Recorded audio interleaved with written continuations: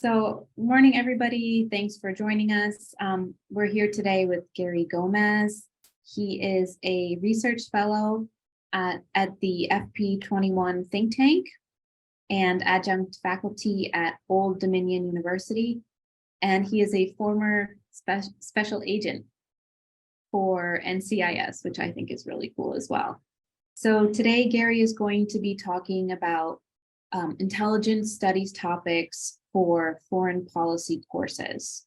So he's going to start by giving a presentation, and then we're going to open up the Zoom room for discussion.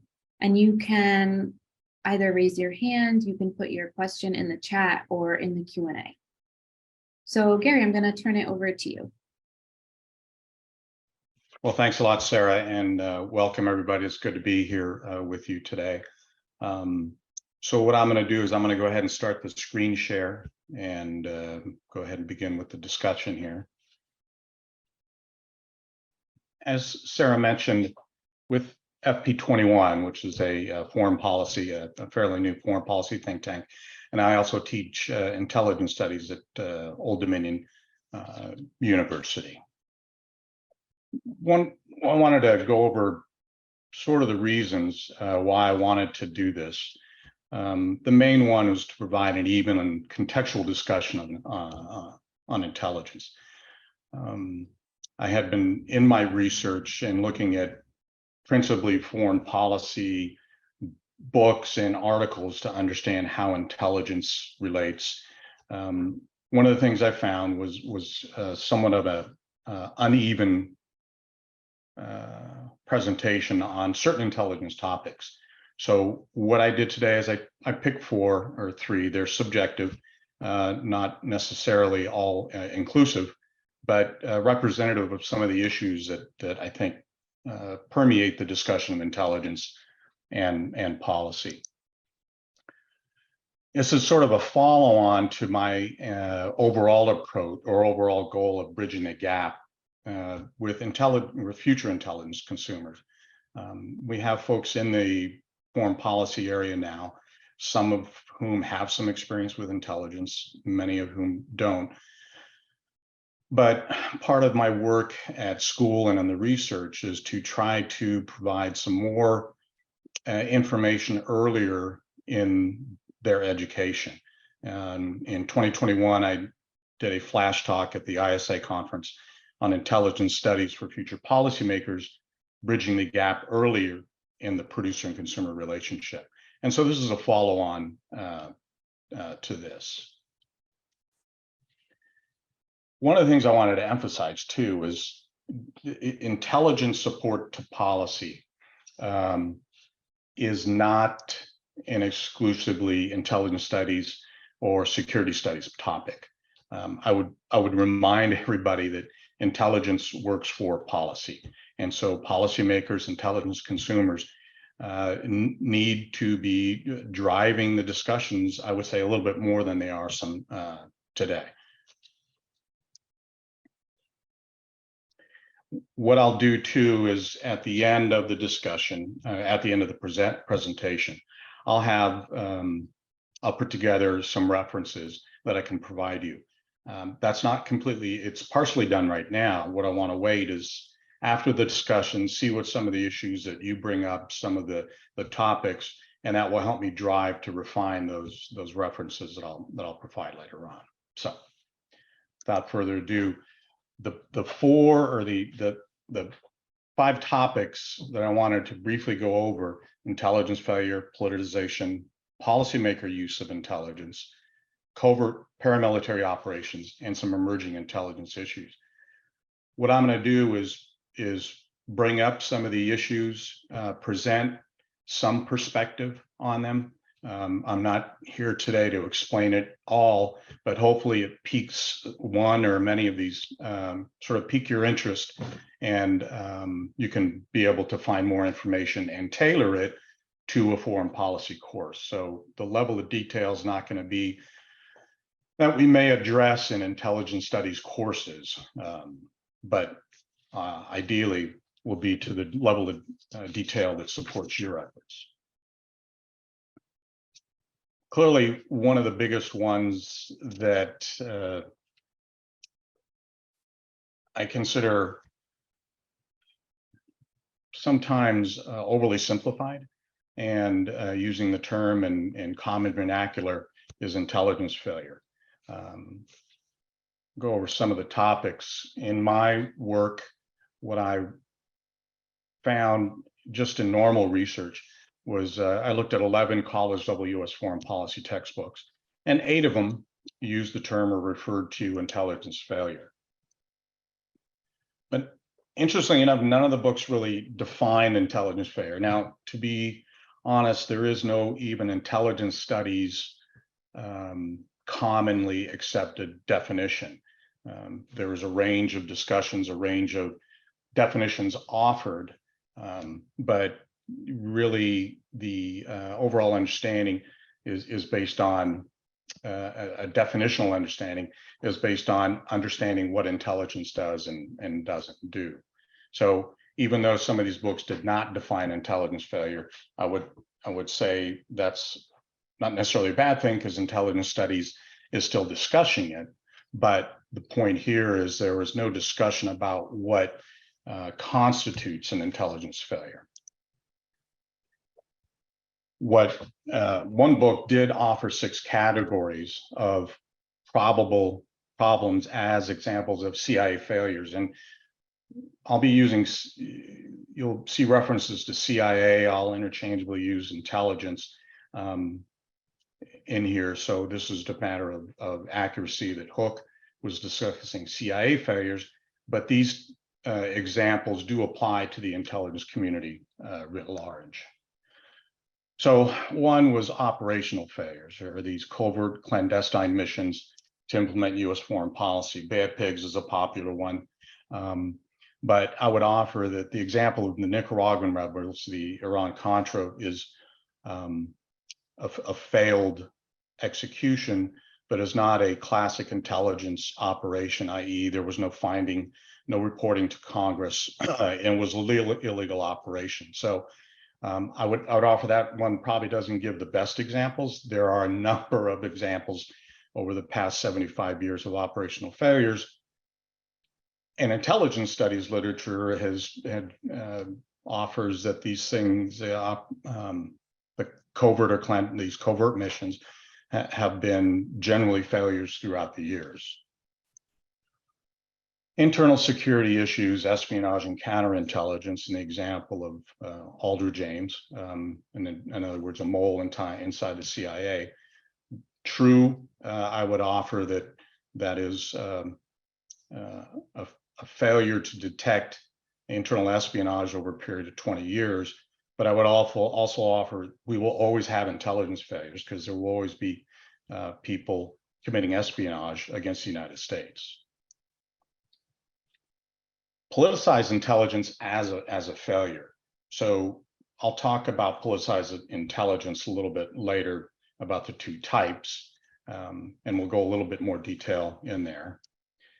Domestic surveillance. When I see domestic surveillance, my understanding is that is within the confines of the United States on US citizens and US persons, which include companies.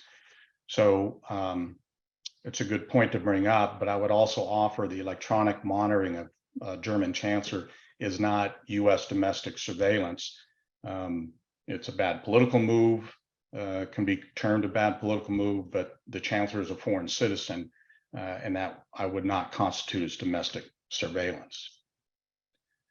And then strategic surprise was the last of the 6 categories, and the book lists 26 surprise events, and these are the book's words, between 1941 and 2016, that it claims intelligence was, in the book's words, expected to anticipate.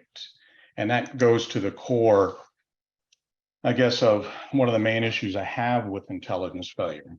These are those instances that Hook contends intelligence was expected to anticipate. My one topic I would bring up is, does surprise equal failure? Does the fact that the United States was surprised by something, does that necessarily equal a U.S. intelligence failure? And caught by surprise U.S. intelligence failure goes to that. One of the examples given is the 62 Soviet missiles in Cuba. One book had that as both a success and a failure. Failure in intelligence studies literature is seen as a failure. The assessment indicated that the judgment of the intelligence assessment was that the Soviets would not place missiles in Cuba. So that was an erroneous assessment. The assessment also suggests that it required constant surveillance of Cuba to determine that. Overflights were conducted, and the subsequent imagery discovered the missiles in Cuba. So that's, I think, where they get the success and failure. That's a common accepted view of it, but that was not discussed in the book to determine why it was a success and a failure. Other things we got to think about that mentions the 1973 Six-Day War. That's a pretty good example of maybe a conventional or a classic intelligence failure, in that the Israeli and the U.S. assessments were reflective of mirror imaging and a discourse failure. And in other words, everybody thought that, and per Henry Kissinger's words, everybody thought that the Arabs would not attack for reasons that they thought were logical, but obviously they had other reasons for attacking. So a pretty good example of a failure. Any kind of coup, prediction of a coup, I think we need to keep in mind that the people in that country are surprised by the coup as well. So expecting that we would understand them it should be taken with a grain of salt. Lone wolf attacks are like criminal activity, and so we should be cautious about discerning whether intelligence should detect that or not. So intelligence failure and prediction, here's some concepts that I think are valuable to understand Pearl Harbor, which drove it. The operational security is good, and there was no military radio traffic, and even the radio traffic deciphered after the attack showed that after the war, there was nothing in there that indicated that they were going to attack Pearl Harbor at that time. Hindsight bias, defined there by Copeland, that's sort of the conventional 20/20 hindsight. What I would also offer is Roberta Wohlstetter, who wrote the book on the 9/11 attack, provided this quote, and in essence, everything's clear after the fact. Prior to that, they're mixed signals. I think what is of note is the 9/11 Commission used this quote in their report to indicate the perils of hindsight bias as well. One thing we have to keep in mind, too, is Pearl Harbor, I would say, influenced policymaker preoccupation with prediction, and because it was the first classic modern intelligence failure, and we didn't want it to happen again. So there was a desire to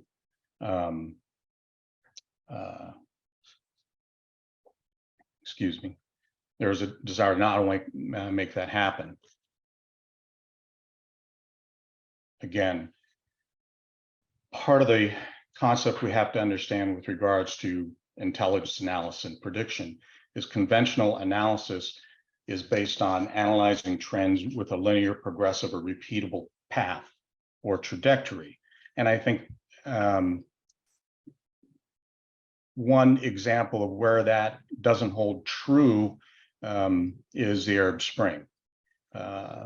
Again, that is also known as one of the modern intelligence failures, but we see from research that nobody in a Western intelligence service or even Arab world claimed to have predicted these events. The very people that participated in them could not have predicted that they were going to occur in them. Curran references preference falsification. And it's difficult for people to discern those revolutionary thresholds that will make people go a long way to any kind of revolt.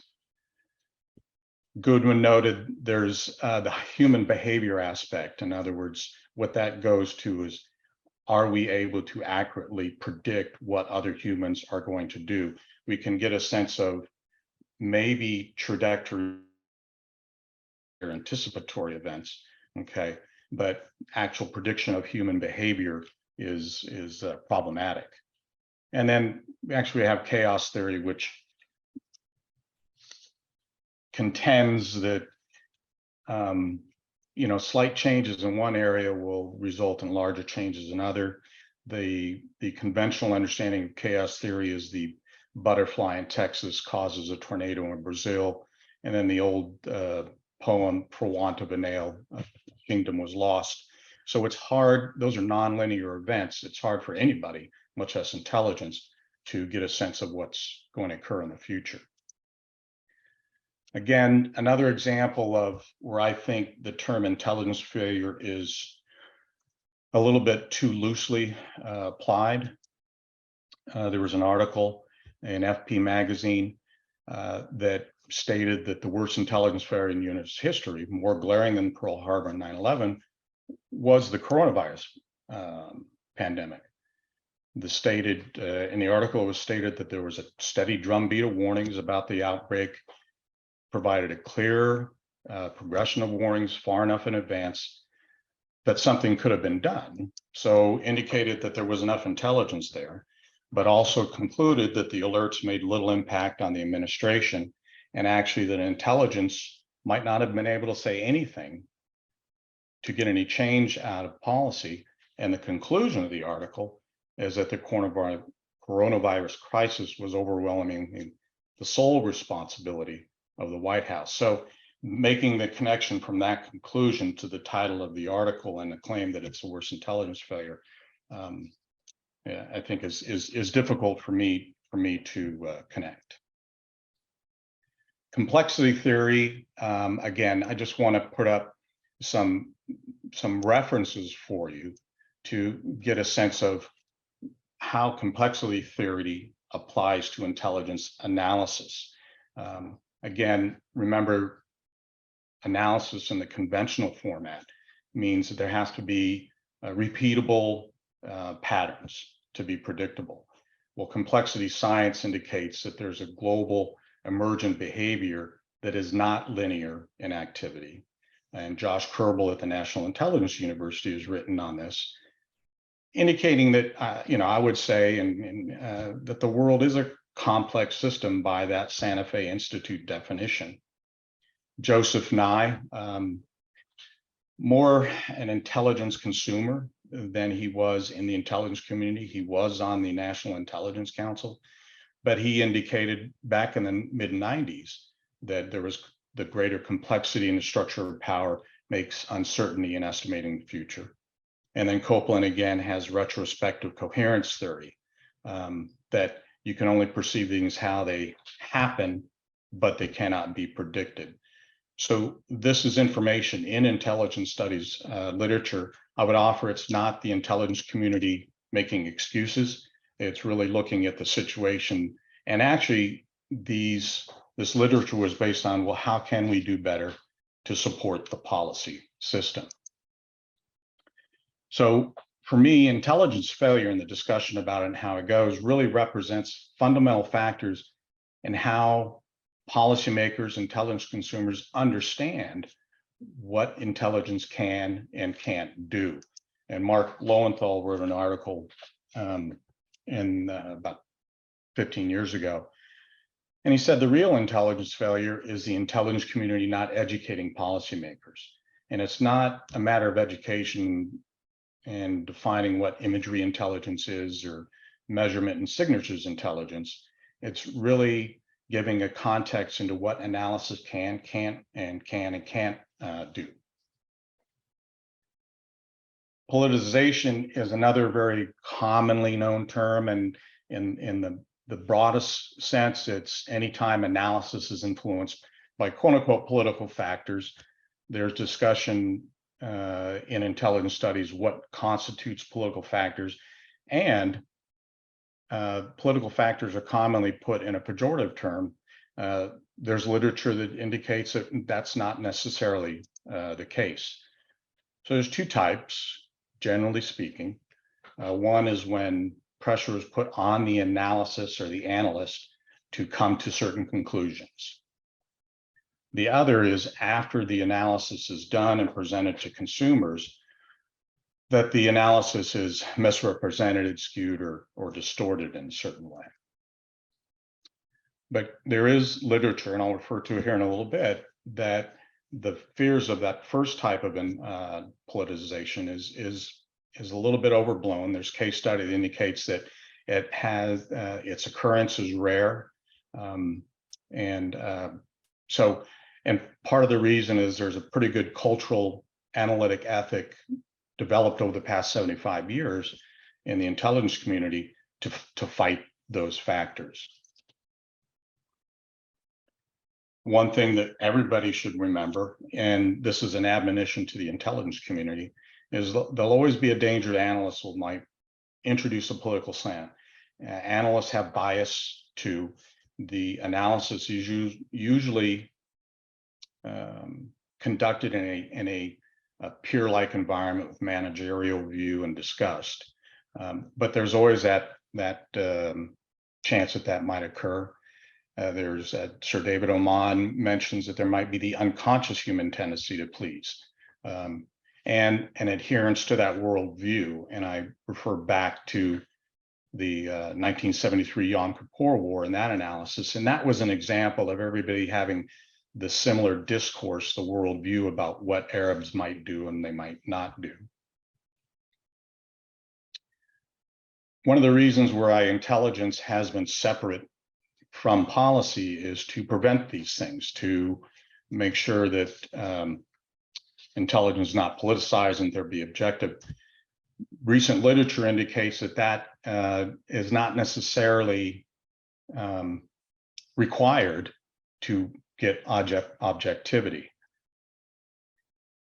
And there may have actually been a detrimental effect by separating analysts from policymakers so as to avoid politicization, what that has, and to keep analysis objective and pure.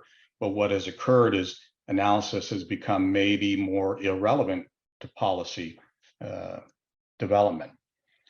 And intelligence studies discussions now are that irrelevance is probably a bigger problem than analysts and politicization. In other words, the fact that analysis is not supporting policy like it should is a bigger problem than worries about the low probability of analytic politicization occurring. The 2005 Weapons of Mass Destruction Iraqi WMD Commission even stated that getting closer affiliations between the policy makers and the analysts is not politicization, it's the system working at its best. One thing to remember, though, is this is all analytic politicization while on these specific analysis or conclusions. Once the analysis is reached the consumers, there seems little the intelligence community can do to prohibit post-analytic politicization. So one question on the intelligence failure side is it really intelligence failure if the intelligence is politicized after the analysis? The other topic is really policymaker use of intelligence. And you hear a lot of terms in media on, well, the intelligence says. Well, intelligence does say things, but it gives probabilities, it gives outlooks, it gives judgments, but it doesn't say do one thing or another. Here, these excerpts to give a sense of that analysis is given there for the policymakers to use, for the decision makers. And facts don't necessarily speak for themselves, contrary to, I think, popular understanding that an analysis doesn't just present a judgment, and from that you can derive exactly what to do. It's there to help the decision maker make a decision. So what we have to understand is that information needs context, and it's a political context. And so the people that put the information in that political context are the policymakers and their conceptual frameworks, what they consider their beliefs, values, concepts, and judgments. And the bottom quote there from Thomas Hughes, the Bureau of Intelligence Research at the State Department. And so this is the intelligence community saying that our analysis is just that, but you have to put context in it.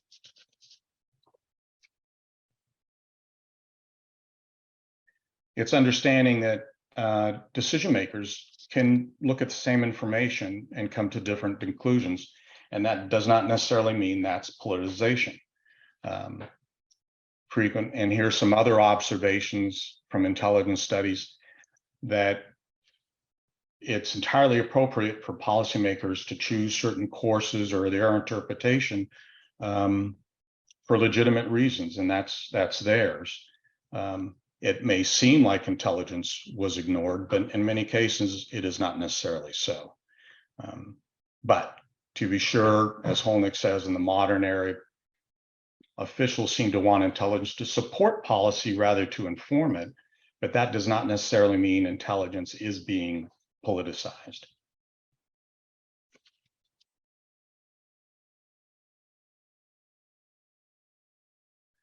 One of the other things to remember is one of the things that are taught in intelligence studies and some foreign policy classes, the intelligence cycle. And basically that's requirements to intelligence. We collect the information, process and exploit it. There's an analysis, and then it's disseminated, and then they get feedback. It's conventionally a circular process. Sometimes I teach it as a linear process, but that is not how decisions are made. And there's a lot of literature on that. Clark talks about target-centric intelligence process. So contrary to conventional understanding, decision makers don't just wait for the intelligence and then make a decision or even start to make a decision. Once there's an issue before them, they will start formulating options and discussions, and intelligence ideally comes in at the time to inform it. But I think there's a misunderstanding in the conventional sense that everybody sort of waits for the intelligence to come to decide what to do. And Dr. Marin here, Stephen Marin, has concluded that analysis frequency doesn't influence the creation and implementation of American foreign policy.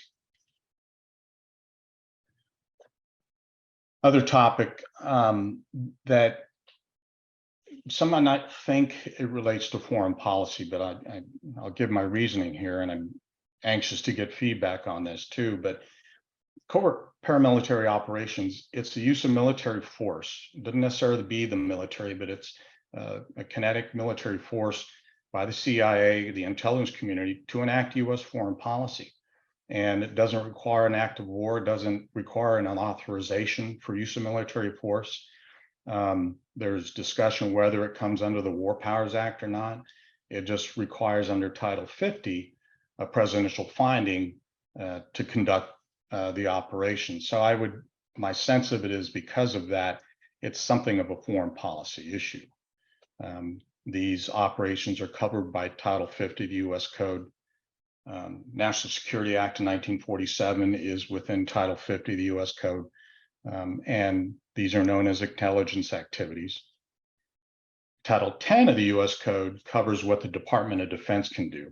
And we can actually neck that down to the Special Operations Command when it comes to paramilitary operations. And there are certain traditional military activities that actually are seen as consistent with covert operations, paramilitary operations.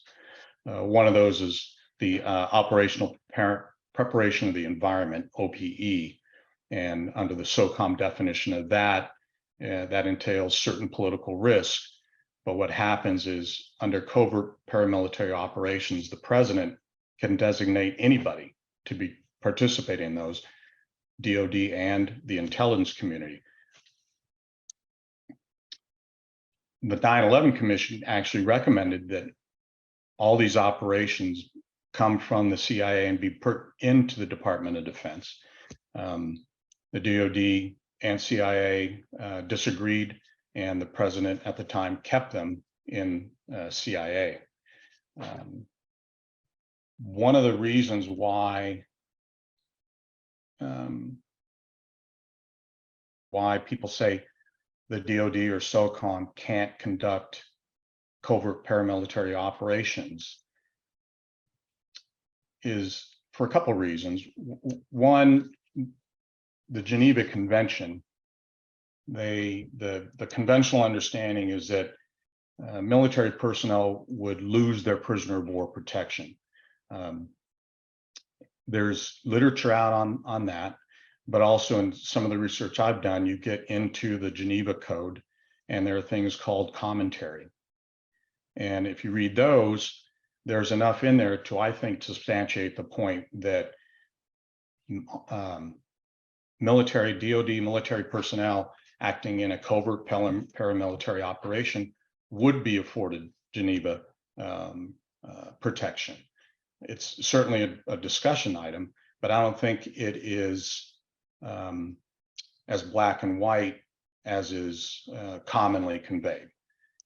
The other term is the shot as spies, that you're not in uniform and you will be shot as a spy. Again, you look at some of the research and some of the literature, and is not as clear as people would think, that just because somebody is not in a military uniform, that they will be considered an espionage research. I think the big reason why this is a topic for foreign policy is the question of, are these operations even viable in today's world? There are millions of individuals in the world that are imagery and signals intelligence collectors because they have a phone. These things happen all over the world. I think you remember that even the bin Laden raid was being documented as it happened on somebody's phone. So the idea that we can perform covert, and covert, obviously, to remind everybody, means that we can't attribute the activity to who it is. That's separate from clandestine, which means secretive. So can we really conduct military operations where the identity of the participants is not known? Another example is the quote unquote little green men in the Ukraine. They didn't have patches, they didn't have Russian flags. Everybody knew exactly who they were. So again, that is I think one of my reasonings why this is a good topic for foreign policy discussion, and has to do with the intelligence community.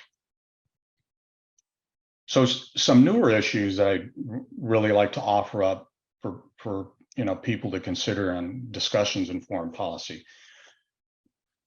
Anticipatory intelligence, and Josh Kerbel at NIU did not invent this, but I think he's doing a great job in indicating in a clear fashion what anticipatory intelligence is and how it is distinctive from prediction and forecasting. And I would say forecasting is really closer to prediction than anticipating. So literature by Josh on that, and actually NIU just stood up a specific element within the university to research how to conduct anticipatory intelligence, how to convey it to support the policymaking process. And then the other good reference on there is the National Intelligence Strategy 2019. Many times these government documents are too nebulous. You can't derive good information from them. I would offer that the Intelligence Strategy 2019 is actually a pretty good document for us to understand. I see it useful in the research I do, for us to understand what intelligence analysis can and can't do, and it actually gives priorities on what the community does. We don't have strategies out every year. So you're not going to necessarily see one for 2020, 21, 22, 23. But this, the National Intelligence Strategy of 2019 does, I think, a really good job in providing analysis in context. There's some great new paradigms being suggested out there as to how intelligence support policy. One of them is Zachary Taylor Brown discussing the analyst as the product. Right now, under this, what I call the standard model of intelligence, the product is a piece of paper, a document, an analysis that somebody reads, or that intelligence briefs to a policymaker. For a number of issues, those don't get read, they don't have the impact. His contention is see the analyst as the product, which means the analyst and the consumer, the policymaker, working much more closely in concert with each other on a more continuous basis, and where it becomes a discussion on the issues and the analysis. Closely aligned to that is Josh Kerbel and Keith Holcott talking about synthesized intelligence, where the intelligence is synthesized with the policy process and the policy itself. So intelligence is not seen as some external influence. It's there in what I term the spiral development concept of policy and intelligence working together to arrive at options, maybe not one policy, but policy options. And yes, I've got to give a plug for FP21. My research there is on the intelligence policy nexus. And in the next couple months, I'll be coming out with a paper through FP21 that takes into account some of the new paradigms and some suggestions for how we might operationalize these paradigms and these concepts. Thank you, everybody. And one of the things I really look forward to a discussion, some challenges of some of the things that I said, and some ideas on your part, but also please let me know what other type of references on topics that you might want me to include in what we'll provide for you later. Thanks much. Thanks so much, Gary. And we already have one question in the webinar chat. Aaron wrote, attention to Intel failures is understandable, but how to explain its successes? So how can we explain the success of predicting the Russian invasion of Ukraine? Or are we only going to have an explanation for that success in 25 years? Yeah, thanks, Aaron. A great question. The discussion of success is another hot topic, and that's been a question that the intelligence community has been dealing with too. Sometimes there's been this, they've tried to relate it to a baseball percentage. Okay, in baseball, if you're hitting 300, you might make the Hall of Fame. So that's 1 out of the 3 times, or 3 out of 10. So I would offer it's as difficult to define a success in intelligence as a failure. Even with Ukraine, there were conventional indications, and it was easier, actually, to be honest, in this instance, to do it because the Russian forces were executing conventional military force postures that were equivalent with what Napoleon was doing. So we've got history on seeing the indications of activity and what that may lead to. So under those instances, it's a lot easier. And we can say they are willing to attack, they can attack. And those are indications were there for Saddam Hussein's invasion of Kuwait. But short of intercepting signals intelligence or having human intelligence say we're going to attack on December 25th at 7 a.m., you can't really come down to it and say they're going to do something at a certain time. When it comes to policy or human decisions, it's difficult to say what a success is. If the Cuban Missile Crisis, that analysis, and Sherman Kent, the father of intelligence analysis, led that assessment. If they had said Cuban missiles, they're going to put missiles in Cuba, that might have been a success, but what is it based on? So not a lot of work has gone into defining intelligence success, because analysis and judgments sort of defy conventional binary assessments like that.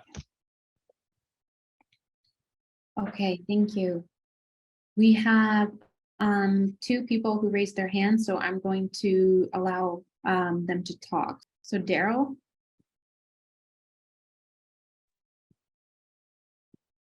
Yeah, hi Gary. I'm sure your consumers or policymakers really appreciate your high level of compartmentalization here that you've shown in this talk. And I got a two-part question here. So if we're academics and we want to, work with intelligence agencies and studies for them, say consultancy, are we best to turn to, I don't know, CIA or NSA, or, once we're known? I think I was just muted. Did you get that question? I think the gist of it was, if as academics you wanted to work with the intelligence community, who would you contact? Is that? Yeah, then I followed up. Would it be better to be in the, within the purview of CIA or another agency, or the Minsk group, or private groups on that side? Yeah, thanks for that question. I'm unaware of really like classic standing venues for people to approach. My first reaction is possibly National Intelligence University. They're in DC.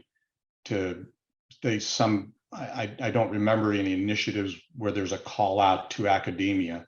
A lot of times also what happens is universities or think tanks approach either Office of Director of National Intelligence or the CIA to say, hey, we would like to host this type of symposium or effort. 2004, Georgetown and the Center for Studies of Intelligence at CIA host a seminar where policymakers and senior intelligence analysts got together and discussed the intelligence producer-consumer relationship, and some good material came out of that. So I think organizationally, there's been a lot more success of people approaching the community and getting something like that together. And then just a quick follow-up. So if there was an entry to an agency, and say in my own case, I have a 4-year working contract in, of all places, Wuhan, China, slightly before pandemic, and return, does that put you out of the top secret clearance, because they can't really verify so much that those secret clearance statuses require? Yeah, the most I'll say is not necessarily. So what does that mean? Yeah, I don't grant clearances, and so, but it's like a question my students often get me. Hey, I convicted of shoplifting when I was 13, but can I get into the intelligence community? I says, well, it's disclosure. So working with the intelligence community is simply disclosure. Tell everything that occurred, and depending on the work and whatever's going for, they're going to be the ones to determine whether it's a dismissing factor or not. So I don't think there's an absolute that I can provide. Okay, I look forward to that FP21 report. Do you have a date on that? No, like I said, I'd say within the month, we'll be out there. Thank you. Sure. All right, thank you, Daryl and Gary. So we have a question from Satkin, hope I'm pronouncing that correctly, who asks, is there an evolving role regarding cultural understanding, particularly the role of nuance in forecasting? Thank you for that. That's a good point. And I'm assuming when you mean cultural understanding is in other words, if we're doing an analysis on a foreign culture, that we have people who understand that culture as part of the analysis, or we take cultural aspects into account. So yes, there is. I wouldn't say it's recent. There's been a push, and I would say since the end of the Cold War, the dissolution of the Soviet Union, seeing more and more of that. One of the things that was an impediment early on is something to, I think,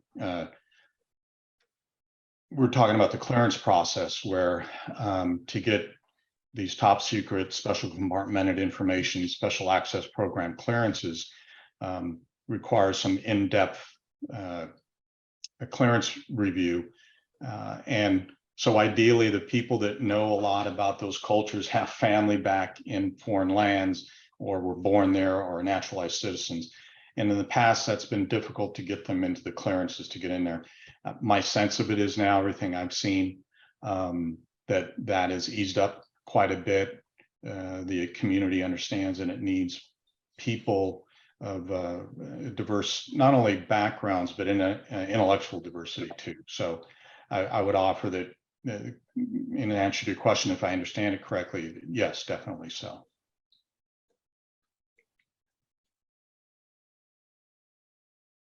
Okay, interesting. Right. We have a question from Mustafa. What specific assignments or course activities would you suggest for instructors to illustrate the relations between policymakers and the intelligence community? Yeah, thanks, Mustafa. A good, nice, specific question. I mean, my first reaction is, intelligence failure and policymaker use of intelligence. And because the intelligence, there's a lot of intelligence studies literature out there now that does not all just speak in intelligence speak. In other words, you don't have to have any kind of background in intelligence to derive good information, valuable information from that. So Dr. Stephen Marin, for me, he's at James Madison University here in Virginia, is probably one of the best and more recent discussants on the policymaker and intelligence relationship, as well as politicization, which is a big factor in that, and the proximity of intelligence. So those, as far as topics, are two. And like I said earlier, I think intelligence failure represents, some of the fundamental misunderstandings. So if you delve into intelligence failure and sort of peel back the layers on a couple of case studies, you'll see some of the disconnects. Specific assignments, I actually in course have used Council on Foreign Relations model. Council on Foreign Relations, it escapes me now, but has online modules for foreign policy, and they have intelligence components to them.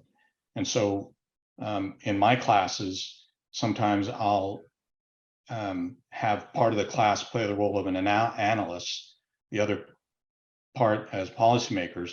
The policymakers will not know what the analysts know, and the analysts will not know what the policymakers are thinking of. And then I'll require the analysts to take a 10-page report and put it into 1 page and brief the information to the policymakers.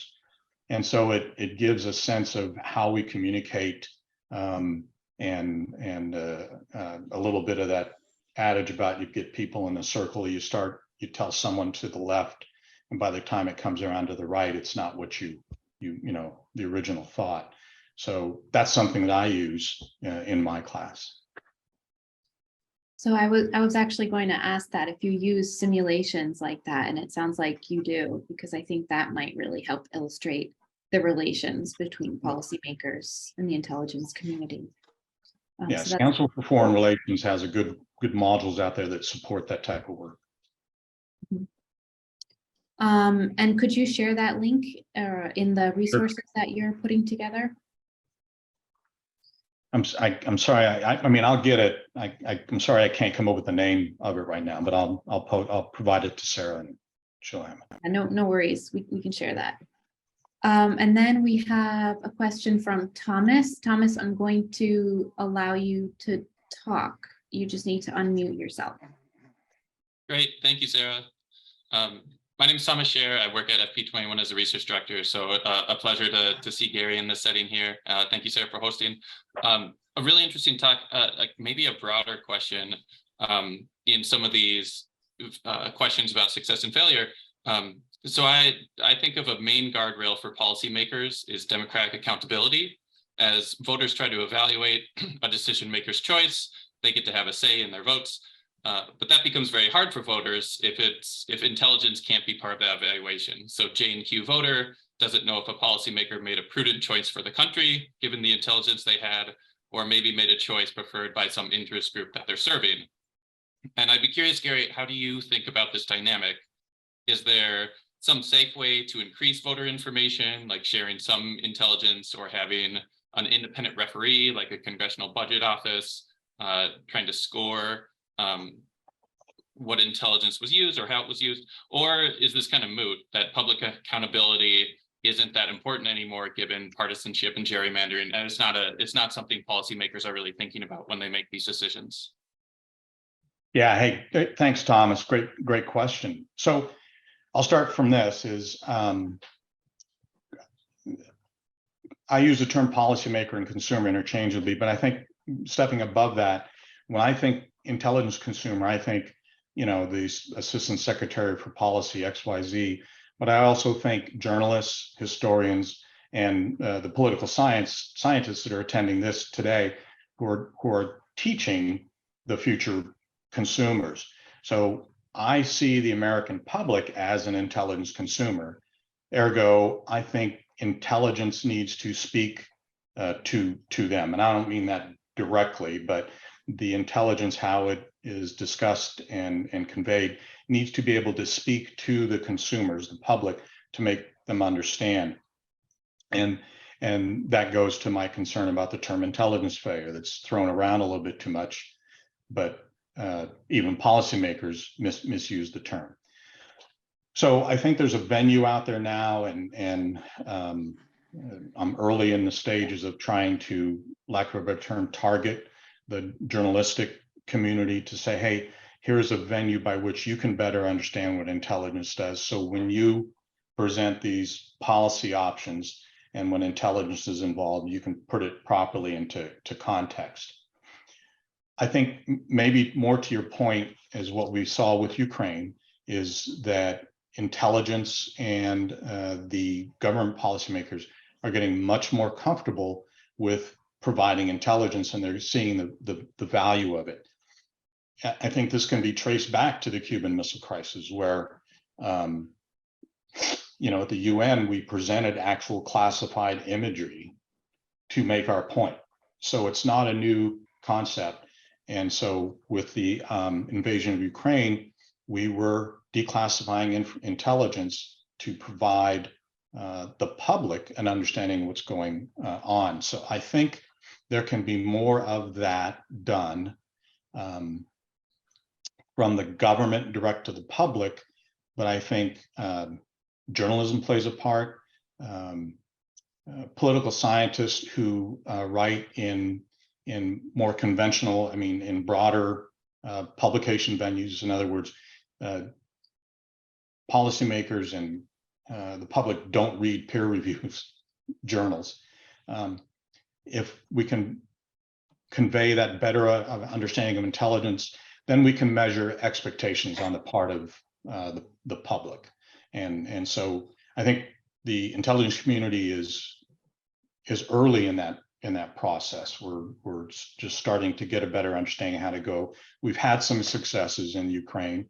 It was an success in '62 with the Cuban Missile Crisis. So maybe more of that. I hope that addresses your question there, Thomas. It does. Thank you, Gary.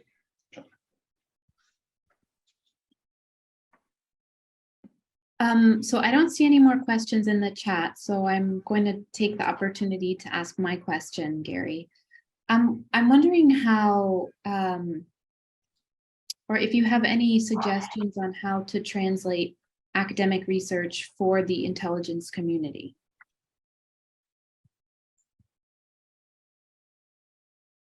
Yeah, good question, Sarah. So I assume you mean academic research on foreign policy, I Yes. guess. Yeah. Right now, so currently the impetus is on intelligence studies researchers to go to that. In other words, we're constantly looking at, okay, how can we support policy better? How can we support decisions better? How can we support decision makers? So just what I did and a lot of intelligence studies folks are doing is reaching out and going and seeing what policy experts are writing on foreign policy and say, okay, now we understand you, and maybe we can do this. I think one other way that I haven't seen too much of is where policy experts opine on intelligence and say, hey, well, this is this is how I deal with information. This is how ideally I want it structured. This is how I make these decisions. So could you do more of this? Could we have more of a collaborative environment? Could we have more things online? Could we have this? I think part of the reason that's not done is there's this sort of bubble around intelligence, and people tend not to want to ask questions because they don't want to. There's this, and intelligence practitioners often do it, is they do this mic drop moment where it's like, well, that's classified, or well, you don't understand, and that's not how it works, and people sort of leave it alone. I wouldn't say we should press accountability with intelligence. That's a little bit, that makes it sound like we're trying to keep secrets, but I think people on a larger scale need to not be concerned about intelligence in this closed world that you may not know about, but you need to ask questions of it. You can't assume that you don't know. A lot of people ask questions because they don't want to seem stupid, okay? But the point is it's a really odd community, so you need to understand it, you need to ask questions about it, okay? So I would, policy experts engage intelligence more, and actually, for lack of a better term, be a little bit more directive and say, hey, this is what works for me. Okay, thank you so much. So we are at the end of our time. Gary, thank you so much for your really informative presentation and your thoughtful responses to the questions. And I will share the resources that you're putting together with everyone who registered today. Great. Thank you, Sarah, and thanks for everybody for joining us. Okay, thank you, everybody. Have a good afternoon.